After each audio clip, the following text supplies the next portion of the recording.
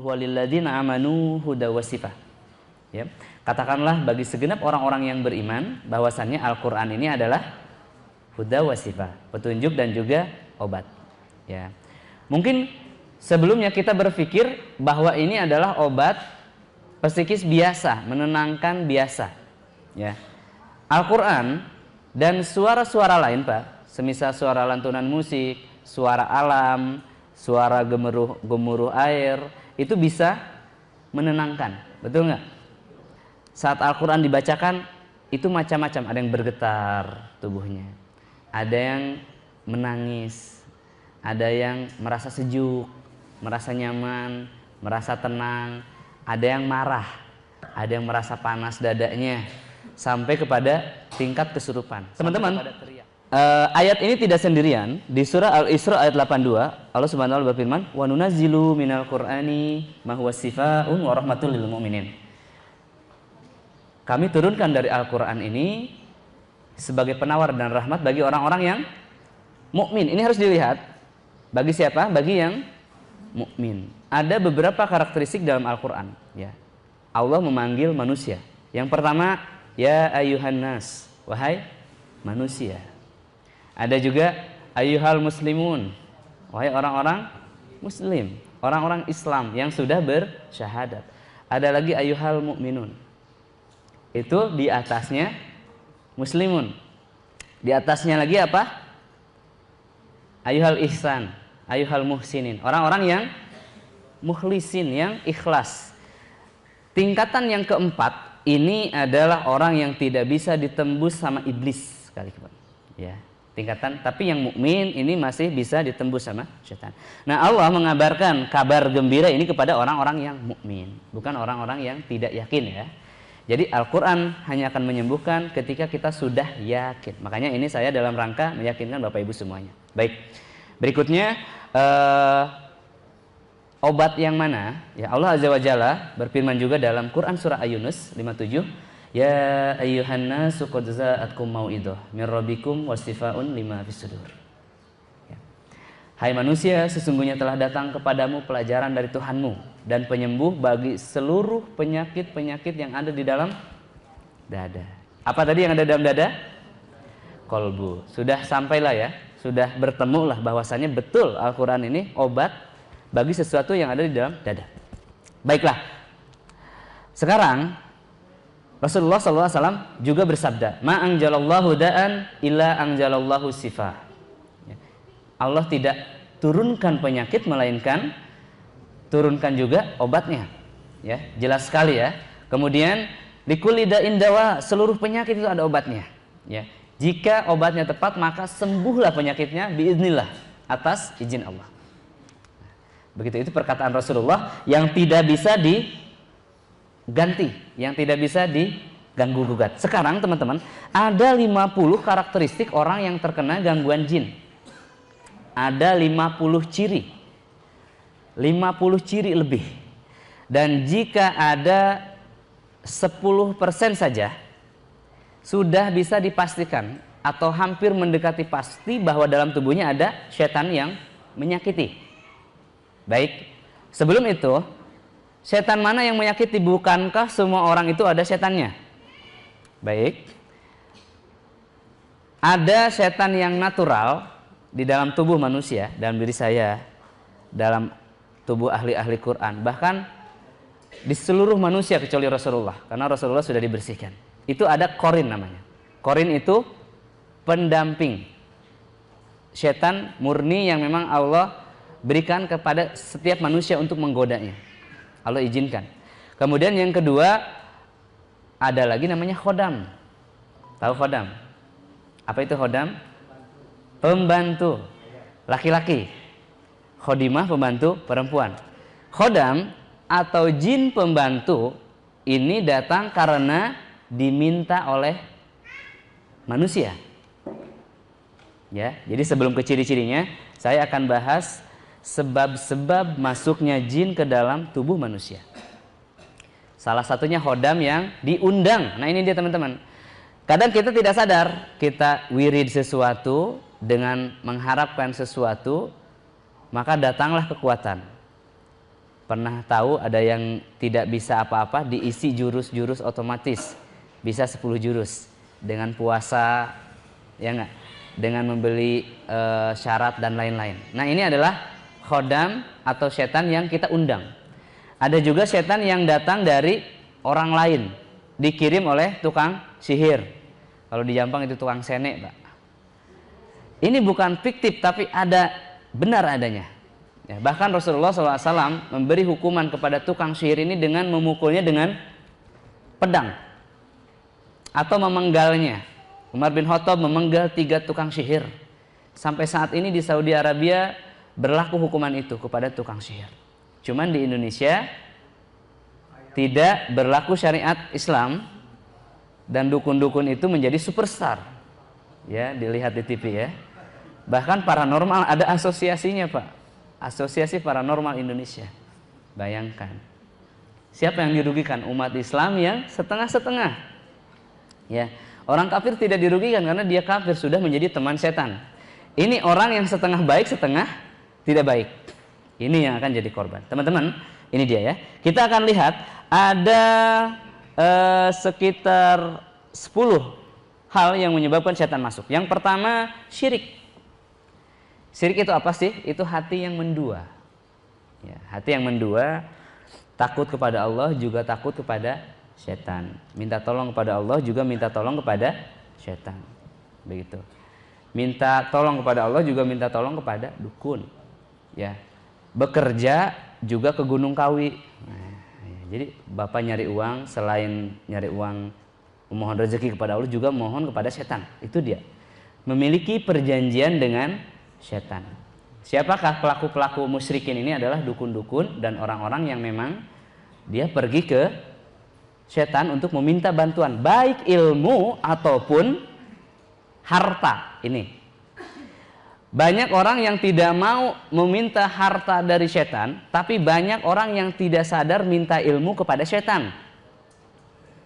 Misalkan apa? Saya terbuka aja ya. Tenaga dalam, Bapak. Kebatinan, susuk, ya, tidak sederhana susuk ini. Kemarin ketika di Hong Kong ada ahwat yang katanya ketika pergi ke Hong Kong itu disusuk 6 agar menarik wajahnya dan agar atasan senang, bawahan senang. Datang ke sana, apa yang terjadi? Karena salah satu permintaannya agar disenangi laki-laki, maka banyak laki-laki yang senang. Setan di dalam kolbunya membuatkan wanita ini ingin terlihat cantik setiap saat, jadi bersolek. Akhirnya laki-laki datang jadi pelacur, Bapak Ibu, dalam 2 tahun di Hong Kong. Nauzubillahi min dzalik. Dan sadar ketika diruqyah. Kenapa saya ini gelisah? Kenapa tidur saya selalu telat? Kenapa wajah saya banyak jerawatnya rusak?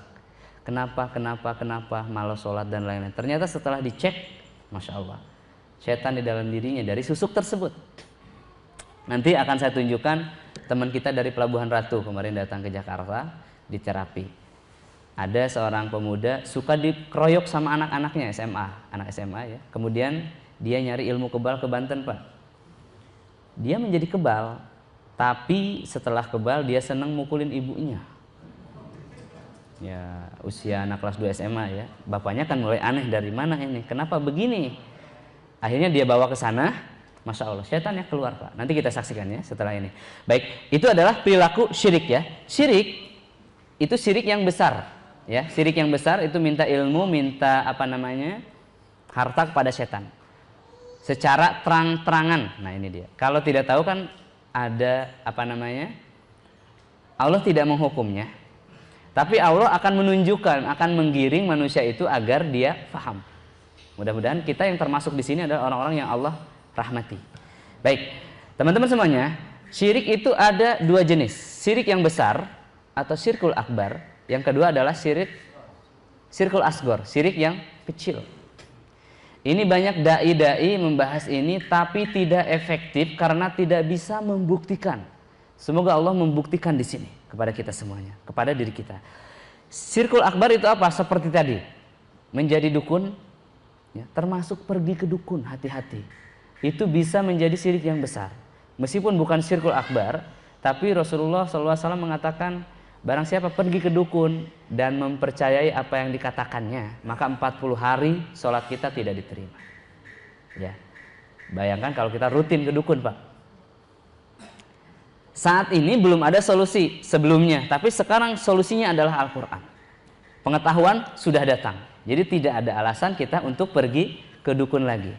Mari bikin dukunnya bangkrut, ya. Nah, yang berikutnya syirkul asgor. Ini sangat kecil sekali. Syirkul asgor terbagi menjadi 4. Syirku khofin atau syirik ketakutan, Pak. Di Sukabumi setannya kan macam-macam. Ada kuntilanak, ya enggak? Ada apa lagi? Pocong, ganderwo, ya enggak? Dulu kolor hijau sampai ke sini enggak ya? Enggak. Ya, ada tuyul. Nah, ketika Bapak takut sama pocong melebihi takutnya kepada Allah, maka itu sudah syirku khofin, syirik ketakutan. Ibu, ketika ada pocong kira-kira apa yang Ibu lakukan? Ya. Ketika misalkan tengah malam Ibu di sini sendirian, mati lampu, tiba-tiba di sana di jendela ada yang memperhatikan Ibu, rambutnya panjang keriting. Apa yang Ibu lakukan? Lari atau mengejarnya? Kalau lari artinya takut kan? Ya enggak? Kalau mengejarnya artinya berani. Nah, ketika masih takut sama setan, setan akan mudah masuk. Ini salah satu pintu masuk setan. Takut kepada setan. Baik. Berikutnya syirkul mahabbah. Kita lebih mencintai dunia pada intinya daripada Allah. Ya. Berikutnya syirkul ta'ah. Lebih taat kepada suami daripada taat pada Allah. Misalkan ibu, mamah lebih cantik nggak pakai kerudung mah. Sementara Allah memerintahkan kita berjilbab. Karena kita taat pada suami dan tidak taat pada Allah, sudah masuk ke dalam koridor syirku ta'ah. Atau kita lebih taat pada pemerintah, lebih taat pada bos kita, ya. Baik. Berikutnya syirku sagiron, syirik yang sangat halus. Bagaimana? Ketika kita sholat, kata Rasulullah, memperbaiki sholat kita, ingin dilihat teman kita, itu syirku sagiron, syirik yang halus. Ketika saya duduk di sini Bapak Ibu semuanya karena ingin terkenal misalkan ya, karena ingin sesuatu, ingin nilai dari Bapak Ibu, bukan nilai dari Allah, itu sudah masuk syirku sagiron. Masya Allah, ini adalah salah satu pintu masuk setan. Yang kedua adalah anarkisme setan. Ya, Bapak Ibu semuanya, permusuhan setan kepada manusia. Sejak kapan permusuhan ini? Sejak kapan? Sejak Adam alaihissalam diciptakan. Saat itu Allah memerintahkan sujud kepada seluruh seluruh makhluk, dan iblis tidak mau bersujud. Makanya saat itu iblis diusir, dilaknat, dari rahmat menjadi laknat, dari langit ke bumi, dari surga ke neraka nanti. Makanya saat itu iblis bersumpah, saya akan jerumuskan seluruh cucu Adam ke dalam neraka, kecuali orang-orang yang mukhlis di antara mereka. Dan Allah izinkan, Pak. Makanya iblis saat ini menjadi konsultan kepada setan-setan. Ya, konsultan setan-setan. Bayangin Pak, iblis masih hidup. Berapa usianya? Usia bumi ini 7.000 tahun Pak. Dari Adam alaihissalam sampai saat ini. Ya, 7.000 tahun. Bayangkan sudah tua sekali. Jenggotnya pun sudah putih kali ya. Sudah merah mungkin, ya.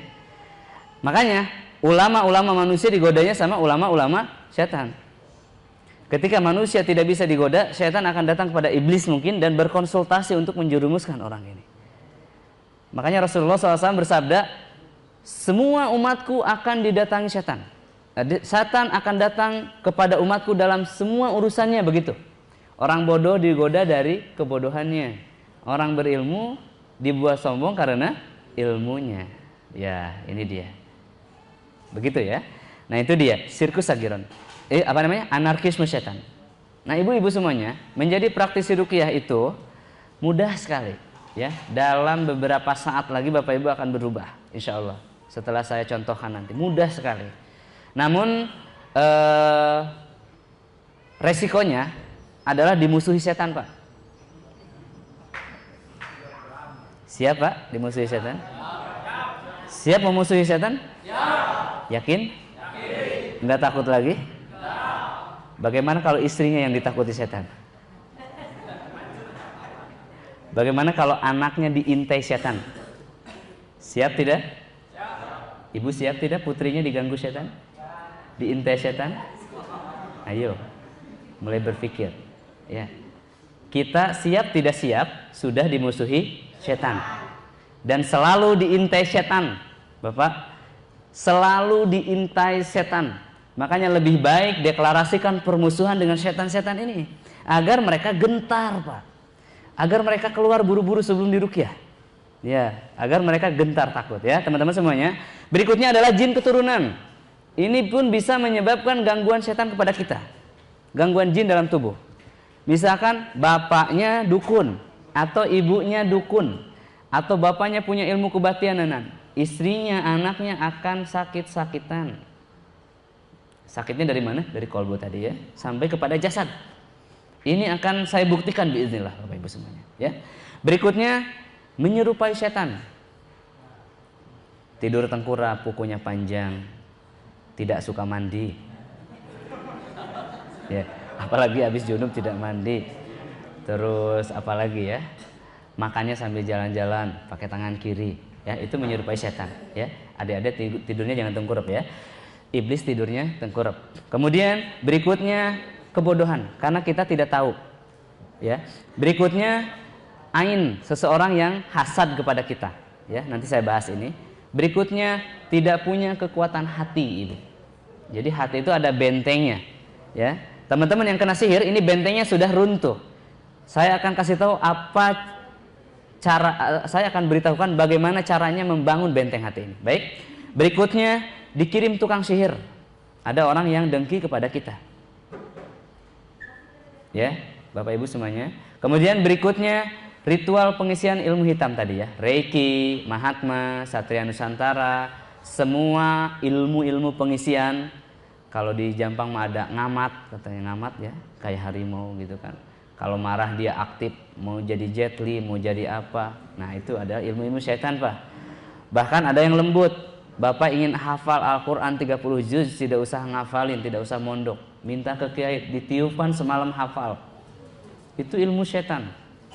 Dan sempurna hafalannya memang. Sampai artinya, tafsirnya per ayatnya. Saya sudah pecat tim rehab hati yang punya ilmu itu. Sudah saya pecat. Dia sarankan untuk taubat, tidak mau. Bahkan bisa bahasa Pak, Bapak hati-hati. 5 bahasa, hanya 1 kali tiupan. Atau hanya berapa hari puasa. Bahasa Sunda, bahasa Jawa, bahasa Padang, bahasa Inggris, bahasa Arab, bahasa Perancis, bahasa Mandarin. Teman saya ada satu lagi Jepang. Ternyata ketika dia ketemu orang Inggris, jin dari Inggrisnya aktif. Ketika ketemu orang Jawa, jin dari Jawa aktif. Ya, begitu. Berikutnya, puasa pati geni, Pak. Nah, puasa mutih. Amalan-amalan nurbuat. Amalan-amalan sholawat nariyah. Yang dibacakan sekian ratus kali dipuasain. Ya, ada orang bisa mindahin hujan. Ada orang yang kebal. Ini adalah ilmu-ilmu syaitan. Kita akan bahas dan akan buktikan, ya. Tidak ada diskriminasi di sini, Pak. Al-Qur'an ini adalah furqan, pemisah mana yang hak, mana yang batil. Jadi ketika dibacakan Al-Qur'an, nanti syaitannya grogi, Pak, dan teriak. Itu dia syaitannya. Kalau ada yang bereaksi nanti ucapan hamdalah, Allah telah tunjukkan musuh kita yang selama ini menyakiti kita. Baik, siap teman-teman? Berikutnya syahwat, marah yang berlebih, kemudian sedih yang berlebih adik-adik ya. Kemudian kecewa yang berlebih, takut yang berlebih, bisa masuk setan. Kenapa? Setan hanya menakut-nakuti, Pak. Karena kita takut maka dia masuk. Ya, baik. Berikutnya sering ke dukun. Nah, makanya harus saya sebutkan ciri-ciri dukun, Pak, agar tidak tertukar mana dukun, mana ustadz, mana dukun, mana kiai yang sebetulnya. Kalau ada yang tersinggung, mohon maaf. Yang pertama, dukun suka bertanya nama ibu kandung. Ya, dukun itu. Jadi kalau berobat itu ibu kandungnya ditanyain namanya. Padahal umat Islam dinasabkan kepada ayahnya. Baik, dan ini sesuatu yang haram, menasabkan kepada ibu ya. Berikutnya meminta pakaian bekas, Pak. celana dalam, baju dalam, kaos dalam. Mohon maaf ya. Makanya ibu-ibu jangan digantung sembarangan. Ada sihir dari sana. Kenapa dari kaos dalam? Ini Pak, kaos yang di dalam itu kena keringat kita. Dan ada bau keringat kita. Jadi dukun akan memberikan kepada setan, cari orang yang baunya seperti ini di kampung ini, sakiti dia. Buat dia tinggal kulit dan tulang. Buat dia jomblo. Buat keluarganya cerai. Sihir tafrik namanya. Buat keluarganya tidak maju-maju. Ini Pak, ini bukan mitos, fakta di lapangan ya. Demikian. Karena bau kita itu beda, betul nggak Bu? Beda nggak bau suami sama bau tetangganya? Nggak tahu ya. Alhamdulillah. Tadi yang keceletot berarti nggak konsentrasi gitu. Ya. Berikutnya, terkadang minta hewan untuk disembelih Bu dengan kriteria tertentu. Ya, misalkan tolong cariin ayam yang bulunya berwarna pink, matanya pink, terus kakinya pink, lidahnya pink. Itu kan sulit. Kita akan berusaha mencari ayam itu sampai ke Kalimantan. Ini namanya sirku ta'ah, taat kepada dukun melebihi taat pada Allah. Dari pintu syirik ini setan masuk dengan mudah. Makanya dukun suka maksa karena jinnya agar mudah masuk ke tubuh itu. Baik, berikutnya menuliskan jimat atau membacakan mantra. Jimat seperti ini ya, dilihat. Nah, seperti ini. Dilipat-lipat, dimasukkan ke dompet. Suruh dibawa kemana-mana kecuali ke kamar mandi. Saat ibu di Jakarta, nanti ibu kebelet, dompetnya ditaruh di luar, diambil orang. Ada yang masih bawa nggak nih? Aduh. Ya. Tolong dikumpulkan sebelum itu membahayakan Anda. Ya. Karena itu Pak tidak bisa diruqyah orang yang masih percaya kepada hal demikian. Tidak ringan hukumannya Bapak. Tapi itu masa lalu tidak apa-apa ya. Kalau ada besok dibawa ya, dibawa dikumpulkan kita bakar. Berikutnya memakai isim sama ya tulisan Arab. Kemudian menyuruh pasien untuk mengurung diri di tempat tertentu tanpa cahaya 2 hari 3 hari tidak sholat Bu. Terus menyuruh pasien untuk tidak menyentuh air. Baik. Ciri-ciri dukun yang lain meskipun pakaiannya seperti saya misalkan ya. Pulangnya menitipkan jimat, keris, sesuatu yang digantungkan untuk suruh dikubur di depan rumah, ditempel di pintu, meskipun bentuknya ayat kursi Pak. Ya, itu tidak sopan kepada Al-Quran. Ayat kursi disuruh jadi satpam, jaga rumah. Ada jimat untuk menjaga dari kebakaran. Jimat itu sendiri akan terbakar. Bagaimana menjaga kebakaran? Ya, nanti kita akan bahas mengenai jimat nanti ya. Baik, berikutnya. Jadi ciri dukun itu dia memberi bekal Pak, pulangnya diberi bekal. Berikutnya, nanti kalau berobat ke Ustaz Rahmat dia membekali sesuatu ya, berupa tulisan-tulisan Arab, itu keris, itu berarti dia sudah mulai mendekati dukun ya. Baik, berikutnya memberi pasien beberapa kertas untuk dibakar, kemenyan ya. Berikutnya berkomat-kamit dengan kata yang tidak dipahami. Berikutnya penyihir memberitahu nama kampung halaman, nama lengkap pasiennya, nama lengkap nama lengkap orang tuanya, kadang-kadang kemana rumahnya menghadap, pintunya ada berapa jin di dalam rumahnya, terus dia tarik-tarik masukin ke botol. Itu manusia-manusia wali-wali setan. Ya, ini harus diberantas. Bagaimana memberantasnya? Buat mereka bangkrut. Dengan belajar ruqyah yang syar'i, yang sesuai dengan syariat. Setuju Pak? Setuju, harus setuju ya. Baik.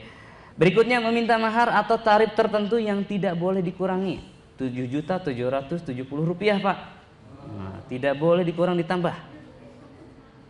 Atau memberi tarif yang memberatkan. Begitu masuk 500.000, nanti pulang ditagih 5 juta sampai diutangin. Ya, itu sudah ditangkap ya, di televisi ada ya. Itu bukan ustadz, itu dukun ya. Dukun yang dianggap ustadz sama masyarakat yang awam. Berikutnya memakai mediasi Pak, ditransfer ke binatang, ditransfer ke telur. Dia bekam tapi di bekamnya itu keluar belatung.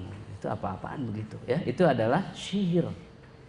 Seperti itu ya. Kemudian ada juga mengeluarkan jin dengan jin lagi. Jadi dia peruqyah mengakunya, tapi dia kesurupan dulu untuk meruqyah itu. Di Sukabumi, di daerah saya di sana Sukabumi Selatan, ada orang yang berobatnya setiap hari itu saja, jam sekian. Dan ketika dia di hari itu dia ngomongnya berubah Pak, suaranya jadi anak-anak. Baru dia bisa mengobati. Jadi dia harus kesurupan dulu. Itu setan. Ya, ada peruqyah yang meruqyah harus kesurupan dulu dianya, baru ribut sama setannya. Itu juga peruqyah syirkiyah, dukun. Ya, baik. Berikutnya menyuruh mandi dengan bunga 7 rupa. Mandi dari 7 sumur, 7 tampian, 7 walungan. Ada 7 lautan Pak. Terakhir. Itu capek sekali ya. Suruh mandi dari 7 lautan. Berikutnya lagi memberi amalan wirid yang overdosis Ibu. Hati-hati. Wiridkan ya Hayyu ya Qayyum selama 10.000 kali dari jam 12 malam sampai jam 3 pagi. Itu dikasih wirid 10.000 itu teler Pak. 10.000 itu banyak sekali. Ya, bisa-bisa baru 7.000 dia udah lupa, tasbihnya jatuh, dia ulang lagi. Jadi 14.000 terus. Nah saat linglung itu setan masuk. Itu amalan yang disebut dengan bid'ah. Mohon maaf saya nyebut bid'ahnya pelan-pelan. Ya. Ya, baik. Berikutnya melakukan pelecehan seksual. Mohon maaf ya. Berikutnya bergantung kepada jimat. Ya, tadi ya. Sekali lagi, meskipun bismillahnya kenceng tapi bacaan lainnya pelan-pelan, ya itu adalah dukun. Atau dia berkomat-kamit dengan bahasa yang tidak dimengerti, Pak. Sima aing sima maung datang aing lumpat. Itu yang aneh gitu. Kadang-kadang ada mantra yang nggak ngerti, dimengerti, dia sendiri nggak ngerti. Ini dukun ya. Baik. Sekarang Bapak Ibu sudah mengetahui mana dukun, mana kiai, ya. Sekali lagi kalau itu ada pada kiai Anda, pada ustadz Anda, tinggalkanlah, ganti dengan yang syar'i insyaallah. Ada pesan, Pak? Tidak ya, baik. Pak Rahmat semangat sekali. Jadi ada 50 ciri sekarang seseorang yang terkena gangguan jin, Pak. Ini saya akan estafet ya. Yang pertama gangguan emosi. Emosi tidak stabil, ragu, was-was, takut, paranoid, cemas, tidak fokus. Kuliah, sekolah tidak fokus. Hafal Al-Quran hilang-hilang bacaan hafalannya. Ya. Kemudian pelupa akut. Pikun, 35 udah pikun, Pak. Sering lupa. Ya, itu gangguan setan kepada akal kita, kepada emosi kita, kepada kolbu kita. Ini yang pertama ya, emosi. Yang kedua, gangguan pada ibadah. Tidak khusyuk, lupa rakaat salat, malas ibadah dan senang bermaksiat. Ini ada rivalnya. Kemudian sesak napas saat baca Quran, adik-adik. Itu bukan paru-paru, bukan jantung. Sesak napas saat baca Quran itu bukan paru-paru, itu setan. Jelas sekali. Berikutnya melihat jelmaan makhluk jin. Ini anak-anak, katanya anak indigo ini bisa melihat bisa melihat makhluk jin, bisa mengobati. Ini karomah. Bukan karomah, itu musibah. Musibah dari mana? Dari perilaku orang tuanya, ayah ibunya. Jadi yang harus diruqyah selain anaknya juga ayah dan ibunya. Tiga-tiganya, Pak. Kadang-kadang yang lebih parah adalah ibu bapaknya kadang-kadang. Ya. Kalau orang ayah ibunya adalah orang yang baik, kakek neneknya. Kalau kakek neneknya keturunan Prabu Siliwangi misalkan. Oh, iya betul Pak. Saya keturunan Pakuan Pajajaran. Jadi kadang-kadang saya jadi harimau. Itu setan, Pak ya. Kadang-kadang dalam acara tahlilan ada yang kesurupan. Ini kakeknya minta kopi panas, kopi pahit. Apalagi kopi Nescafe. Itu adalah gangguan setan, Pak. Itu setan. Bagaimana cara menanganinya? Jewer telinganya, bohong kamu bukan kakeknya. Kakeknya sudah mati. Kakeknya sudah dikubur. Ini setan. Ruqyahlah, bacakan ayat-ayat ruqyah, Pak. Ya. Selanjutnya, depresi, linglung sampai taraf kegilaan. Jadi orang gila di Sukabumi bisa diruqyah, Pak, insyaallah sembuh. Ya, di mana di Cilenek itu ada rumah sakit jiwa. Bantu ruqyah masal ke sana nanti ya, teman-teman dari sini. Mudah sekali. Ya. Berikutnya, mendengar bisikan, ibu suruh memarah-marahi anaknya. Ya, misalkan bapak ada bisikan untuk memaki istrinya atau bahkan mencekik anaknya. Kalau sedang pegang pisau, saatnya bunuh, saatnya bunuh. Begitu. Ini adalah gangguan setan yang jelas sekali. Ya. Berikutnya bisikan untuk bunuh diri, untuk loncat, untuk menabrakkan diri. Ingat ya, hal-hal yang tidak sesuai dengan 3 fitrah tadi adalah gangguan setan. Berikutnya jomblo menahun. Ya. Alhamdulillah saya sudah mengakhiri kejombloan saya beberapa bulan yang lalu. Ya. Jadi laki-laki di atas 30 belum nikah-nikah ya. Apalagi sudah 35, 36 belum berpikir untuk nikah, segeralah cek dengan ruqyah syariah ya. Kalau yang tidak mau poligami perlu diruqyah tidak? Istri yang tidak mau dipoligami. Baik. Itu ini Pak ya. Selingan. Baik, berikutnya saya punya tunangan tapi ketika mau nikah batal. Nah, atau berulang-ulang demikian, ya. Saya melihat istri saya kok banyak ubannya, padahal belum ada. Melihat istri saya wajahnya gelap atau kebalikannya, ya. Ini adalah sihir pemisah. Baik. Sihir pemisah tidak hanya memecahkan rumah tangga Bapak Ibu semuanya, tapi juga memecahkan penjual dan pembeli. Tapi juga memecahkan pelanggan dan penjual. Maaf, customer ya. Tapi juga memisahkan adik kakak, ayah ibu. Jahat sekali. Baik, memisahkan 2 orang yang bersahabat. Juga memisahkan suami istri. Ingat, dalam hadis yang sahih, di lautan sana, iblis dan bala tentaranya akan berpesta ketika ada setan yang berhasil memecahkan sebuah rumah tangga. Dan ada satu kerajaan iblis yang khusus bergerak di bidang marketing, pemisahan ini, pemisahan rumah tangga. Ya. Jadi mereka punya marketing Pak, dan laku Pak dagangannya itu neraka jahanam ya. Untuk neraka jahanam ini iblis punya marketing tersendiri. Salah satunya di rumah, di pasar, gitu ya. Kata Rasulullah kan demikian. Baik, berikutnya sihir perceraian. Ingat, yang mau cerai, yang diambang perceraian atau sedang kasus cerai, cek. Atau yang sudah cerai, cek dengan ruqyah. Yang sudah cerai, ya, yang sudah cerai. Atau yang sudah cerai tidak mau nikah lagi, tidak merasa butuh dengan suami. Ya, mohon maaf ini saya tidak menyinggung siapapun, tapi ini yang harus saya katakan. Ini yang harus saya beritahukan kepada saudara-saudari saya. Berikutnya galau tingkat akut. Ya, galau menahun tidak sembuh-sembuh. Ya, putus pacaran 3 tahun yang lalu sampai 2 tahun ke depan belum sembuh-sembuh. Atau pacaran 5 tahun, 10 tahun.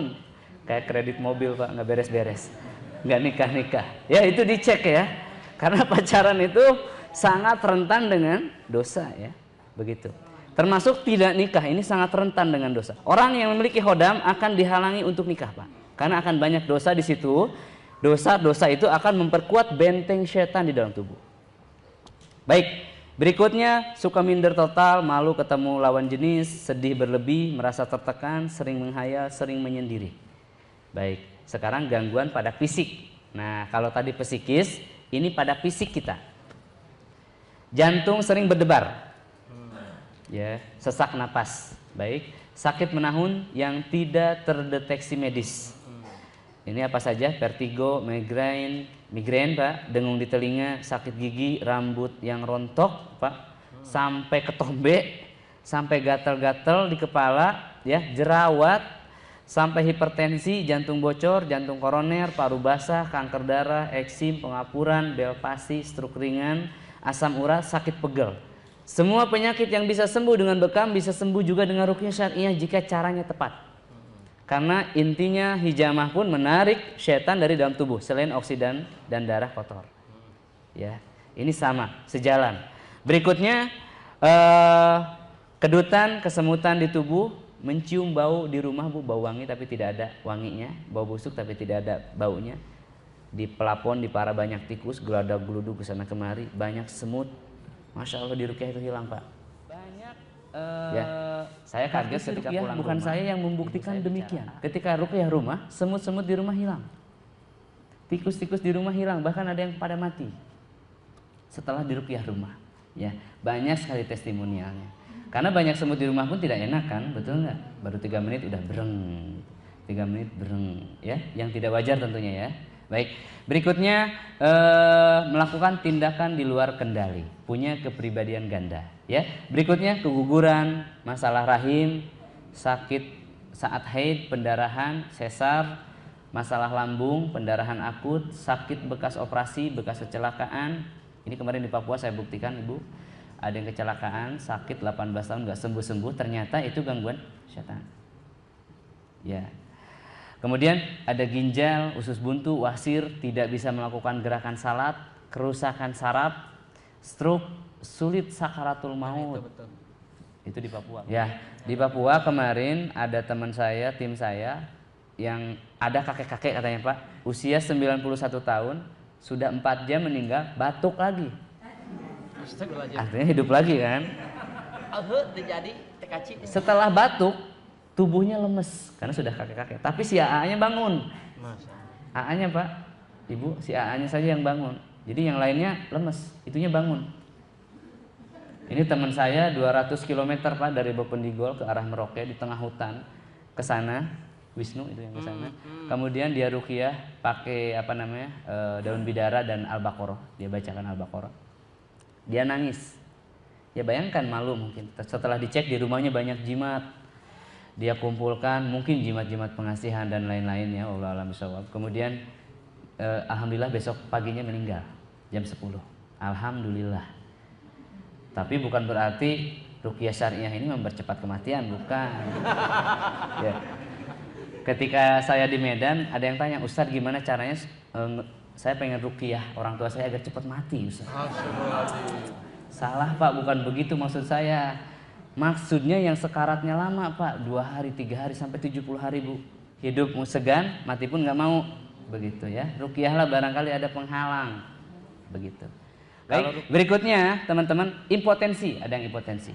Ya. Mandul. Kalau Ustadz Rahmat terapi infertilitas, kesuburan. Masya Allah bisa dengan ruqyah syariah pun. Seandainya itu disebabkan oleh setan. Ya, baik. Dua orang ya.